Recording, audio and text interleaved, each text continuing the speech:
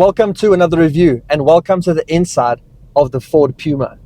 Now, if you're a regular to my channel, you would have seen that I've done a video on the Ford Puma before, but that was when it had just launched and I went to go look at it at a dealership so I can get you guys as much information as possible at the time. But now I've got the Ford Puma to drive, to test, to see what it's like. So let's get into this review.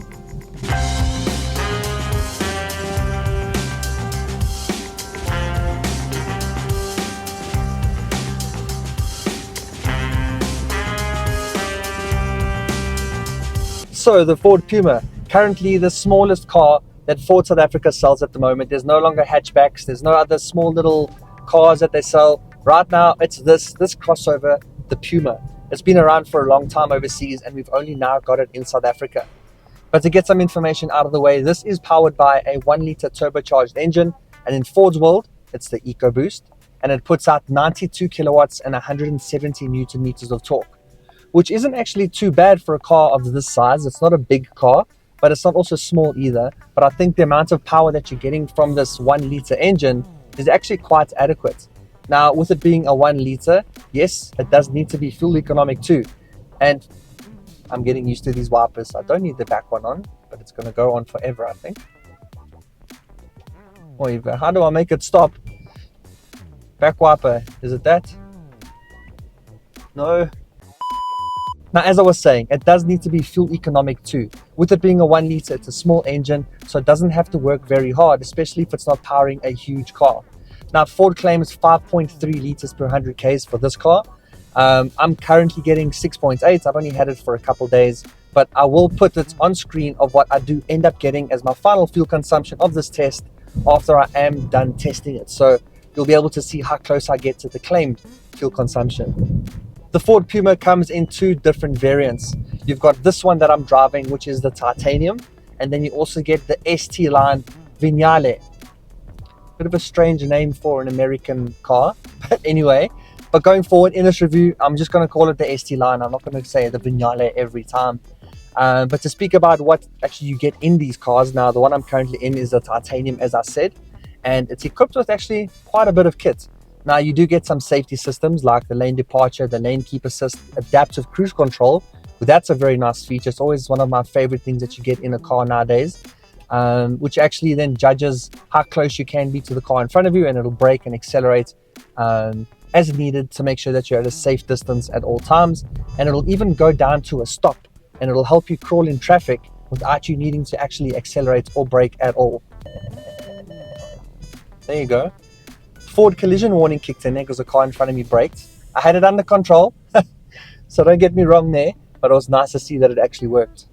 You're also getting a tire pressure monitoring system, and from the outside you're getting 17-inch wheels, and standard across the range are these beautiful headlights, daytime running lights, and a very good looking exterior of this vehicle. Some people hate it, some people like it. I haven't really found anyone that's in between, but for me, I like the way it looks. I think it's quite quirky, it looks fun, and it's very, very modern. And then to talk about the ST line, and just a reminder, they both get the same 1-liter EcoBoost engine and the same 7-speed automatic transmission, which works really, really well. I've got nothing to complain about there. And then all the extra features that you're getting as part of the ST line, but you're getting bigger 18-inch wheels. You're also getting a more sportier setup suspension. You're getting ambient lighting, you're getting floor mats, you're getting sportier seats that have also got massage function, which I think is also pretty cool. But my favorite features that come standard on the ST line has to be the full digital display for the driver, the panoramic sunroof, as well as the 10-speaker B&O audio system. That's a lot of kit. And now that you know that there's two variants and all of the spec that comes with each of them, we can talk pricing. So this titanium starts from 571,000 Rand, and the ST line Vignale goes up to 615,000 Rand. So it's about a 40-odd thousand Rand difference, which I think is well worth it. So you're getting a lot of optional extras and extra spec inside the ST line, as you've kind of seen and as you've heard from me. But I do think that at 570-odd thousand Rand, that's probably the one that I would go for. I feel like the extra features are really good and they're really nice, but it's not going to impede your driving experience. You're still going to be comfortable. You're still going to have a lot of safety features. You're still going to have a digital infotainment, Apple CarPlay, wireless phone charging, daytime running lights, and all of that things. So if I had to choose one of those two variants for me, I would go for the titanium. Now, I have to commend Ford on how this Puma drives, because it's very comfortable, it's very responsive. As soon as you put your foot down, this car drives. Now, that also might be a little bit, maybe a bad thing from my side, is because the throttle is very sensitive at standstill. So you put your foot down and the car just goes. But once you've taken off and you've driven, that's kind of where it ends, because you then start to lose out on some of the torque, that those 190 Newton meters that you're getting, especially on an uphill or trying to overtake on the highway. You do feel like it is lacking a little bit of torque, in my opinion. But overall, and from a daily driving and around town, I don't think you're going to experience any lack of performance. You actually might feel like this car is actually very, very sporty. And I know I spoke about pricing earlier, but I do feel like it is a little bit too expensive for the South African market, especially as an entry-level passenger car for Ford South Africa. I do think it is a lot of money that you're expecting people to pay for this, especially with what the market is looking like. People don't have a lot of money, so where they are wanting to put their money into a vehicle is definitely going to be something that is either second-hand or Asian. And that's just a reality. That's where people are going to put their money, because they're a lot cheaper and more affordable. But what's the quality of the interior like? Now, it's actually okay. You're getting some soft touch materials across the dashboard. You're getting like a carbon fiber look to some detailing across the front here too, which is quite cool, especially it's something you don't have to spec, like it comes with that. But once you start moving down the center and across the top of the doors and all the way down, you're getting the hard, scratchy plastics. And for excuse me, and for close to 600,000 Rand, I don't think you should be experiencing that. Now, you've got some material and some stitching on the doors, which is also a nice touch.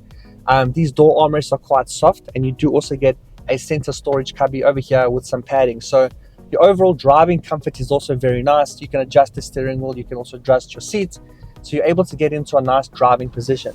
You also get this leather steering wheel, and on this titanium version, you don't get the full the digital driver display, but you get the two traditional dials with a small little screen in the center there that you can use to see your cruise control speeds, your trip computer, your fuel consumption, and all of that stuff. It's a very well designed cabin. I've got nothing to really complain about that. Everything's well laid out. You can reach the touchscreen. You've got the separator climate control, as I've mentioned. The phone charging is easily accessible down there. You've got some handy shortcut buttons down in the center here to be able to change your different drive modes, as well as turn off the auto start stop, because you might not enjoy that. But there's some other features down here, very easy, very accessible. You've also got a physical handbrake, which I really like too, and some comfortable seats, a very well designed seats, and overall a really nice interior. Okay, now we're going to talk about the space in the rear, which I haven't got to yet. So you'll see here, this is in my driving position,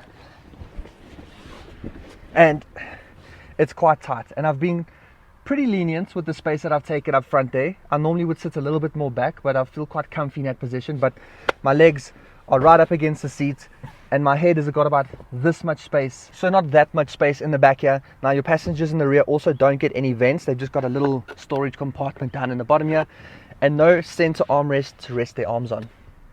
And then to take a quick look at the boot.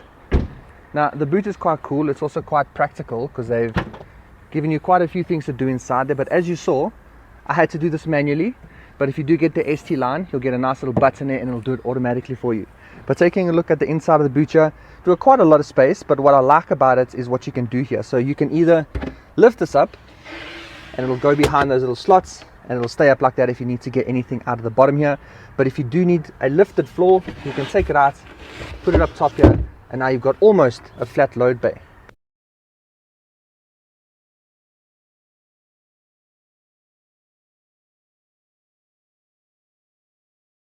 Now, if you're in the market for a Ford Puma or any other Ford, then go check one out on ChangeCars.co.za.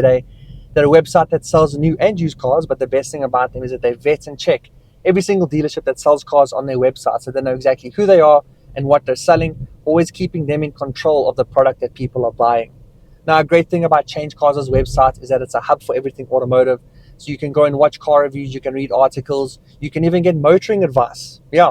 And you can do some financial stuff too, like going to see what you can afford per month with your finance calculator. And you can even bring them quotes from dealerships that aren't on ChangeCars. Bring them the quotes. Not only will they match the quotes, but they'll beat it too. So go check them out. There's a lot of cool things happening on their website. They're also a proud partner of Greg Dennis Reviews. And then onto the verdict in the form of the GDR test. Should you get it, drive it, or remove it from the list of cars that you're looking at? Now, in my opinion, I would go and drive this. Go and see if this is the right car for you. Go and see if you're happy with what you're getting from a pricing point of view. I think that you might be if you're looking at the ST line. There's a lot of features, there's a lot of kits, it's comfortable, it's good looking, and I don't think you're going to feel like you're being shortchanged in terms of specification and features.